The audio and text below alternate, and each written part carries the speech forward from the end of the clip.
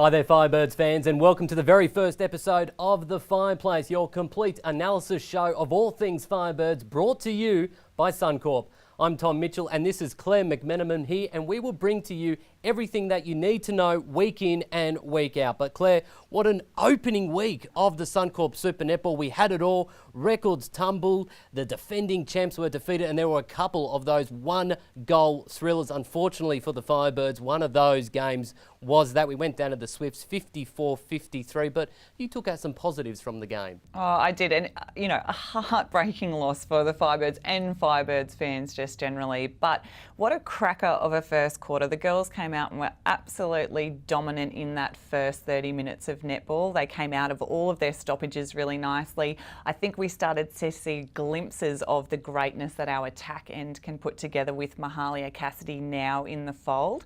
And the defensive end, wowza, I just think it's a new era of a defensive end for Queensland. We've only got that one player back from last year in Gabby Simpson, the captain. We had two Suncorp Super Netball debutants. It sounds weird calling Geitzy that, but Tara and Geitzy to anchor us behind. And Mahalia was really unassuming with her defensive effort. She just worked and worked and worked. So there was some great work in that first 30. Now, the Birdies were up by as many as 8 goals at one stage, only to go on and lose it, unfortunately. Where did you think you saw that momentum shift in the second half? Yeah, and I mean, Rosalie probably walked away from that game and said to the girls, it was yours for the taking, and it was definitely that last 15, that fourth quarter where things started to unfold. The third quarter, they only lost by 1 goal, so we definitely were still in the mix there, but things were starting to come a little bit unstuck. But when the pressure came on, the Swifts crowd came into play. They really were that 8th player on court for the Swifts. Things just didn't really evolve the way I don't think that the girls would have planned. And Sophie Garvin came on and had immediate impact for the Swifts. I mean, she scored 18 from 19 goals in less than a half of netball. So it's pretty significant. And once they got their momentum, we just really couldn't pin them down and stop it. Now, our attack, you see some room for improvement there? Oh, definitely. I think that there is a lot of things to take. The key thing, though, that I'd like to see going into this weekend is I want Gretel Tippett to be putting up more shots. She only went to the post 11 times. She scored 8 times off that, but I think what makes Gret so deadly is the fact that she can be a long-range shooter. We probably didn't engage our mid-court as much as what we would have. I think Katie would probably be a bit disappointed with the influence and role that she had in terms of goal assists and feeds into the circle. Gretel did a lion's share of the feeding out the front. So I think if Mahalia and Katie and Gemma as well, if she gets that opportunity, can take more onus in terms of delivering the ball into the circle, and then just backing our goalers, and Gret's backing herself, Diddy backing Gret's as well, to just go to the post, because we know when she puts them up, when she's got that confidence, she just nails it every time. And if she doesn't, Romelda's there to get to the rebound. So it's pretty good. Now, your speciality, defence. How good was it to see Geitzy back in the purple dress? Oh, it was amazing. I mean, we saw her at the Com Games in the green and gold, but wearing purple, please. I'm a sucker for girls in purple, and having Geitzy back is just amazingly good. I think that they had a great first half, but in the second half, there needed to be more variety. For anyone that watched the footage on the weekend, Laura spoke about the fact that half-time that they needed to have some more variety, and I think that when Claire O'Brien was dominating off the centre pass and we were doing a wall, we were shutting down first phase, but we weren't covering second phase. So more effort to be pushing those players high and wide and having a little bit more cohesion. I think the girls probably would reflect and think that they were a bit disconnected. So making that effort to come back together and ensure that they've got that unit pressure so that they're suffocating and getting tips, touches, deflections, and then chasing those up to have them turn into our goals converting. And that brings us to our Suncorp Team Girls moment of the week.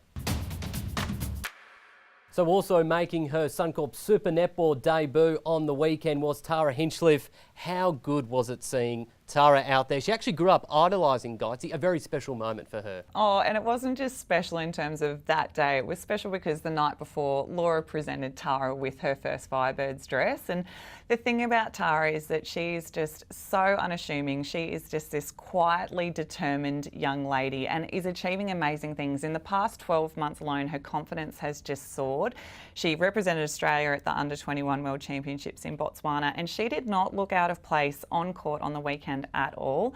What I love about Tazi though is what she contributes to the team. So this is a girl who, when I went to training at the start of the year, was able to tell Geitzy to just settle down in a head explosion moment with such composure and leadership. She brings a beautiful, dry, sarcastic wit to the team, and I love her because she's got diversity, not just on court. She's a smart player, but she's studying away from the court. She has beautiful relationships with her friends. She has a twin schliff, Maddie. Her sister also plays netball, and so this is a girl that plays netball because of the relationships she forms, because of what it gives her on and off the court, and what it gives her to her overall personality. And she's exciting. I can't wait to see how things unfold. If that's what we saw from Laura and Tara, just, in a snippet under pressure situations on the weekend, then I just think look out, Firebirds fans, in the next few rounds, because I think she's going to be sensational. I cannot wait. Just looking ahead quickly to this weekend, round 2. It's our very first home game of the season up against our Queensland rivals, the Sunshine Coast Lightning.